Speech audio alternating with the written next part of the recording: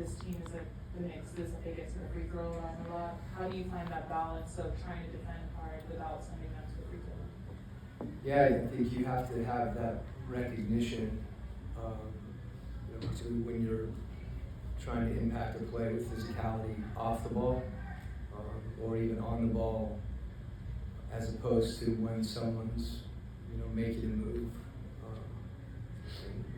and, understanding that's the time you may have to show your hands, or, and then just the discipline for us, not going for a shot fake. We weren't shifted as much as we need to be early, so kind of that old expression, do your work early, where you don't put yourself in position to foul, but the shot fakes and the reaching and that stuff you just can't afford. So when staying down, Cat's got a good shot fake, and so does Mr. Brunson. Hey Coach, if you could use one word to describe the mood of the team right now going into tonight's game, what would it be? What one would describe our team? Excited. Excited for the opportunity. It's not one, though, is it? Good facts. You did great. All right. I know we talked to you after Game 5. Now that you've watched the film back, is there anything that stands out to you on the offensive end of the floor that you guys were able to maybe do better than it showed results-wise in that game? Yeah, I mean, to be honest with you, starting there, what you really saw was we just didn't defend well. And that hurt us offensively because it just was harder for us. It's been hard. It's hard to get out and run. You can say you want to run, but then doing it is another thing.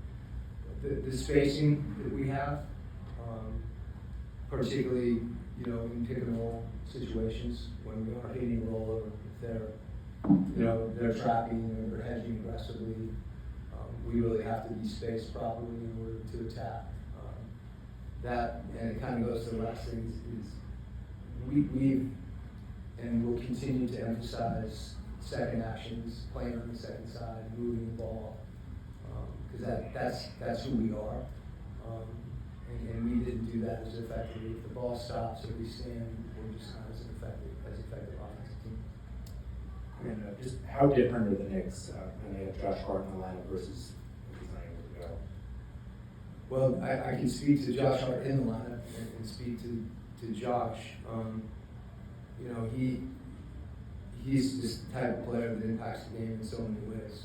And I say that he impacts you, but he also impacts the players on his team, with his competitiveness and his leadership. So, he's guarded CJ, he's guarded Jalen, his defensive versatility, his rebounding, his playmaking, just a ton of respect for him as a player.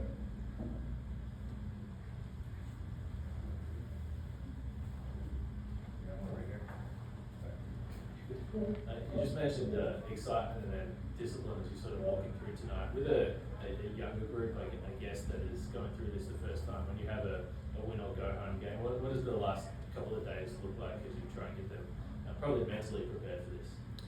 Yeah, and I think, after Game 5, we know we need to play better and have an opportunity to see that on tape and, look at some things that we could potentially adjust on, and then also look at things we just need to do better.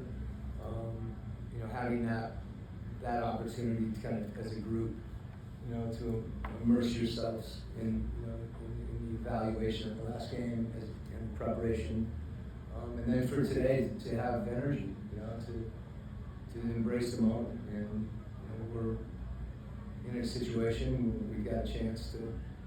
We're in the playoffs. We're down game.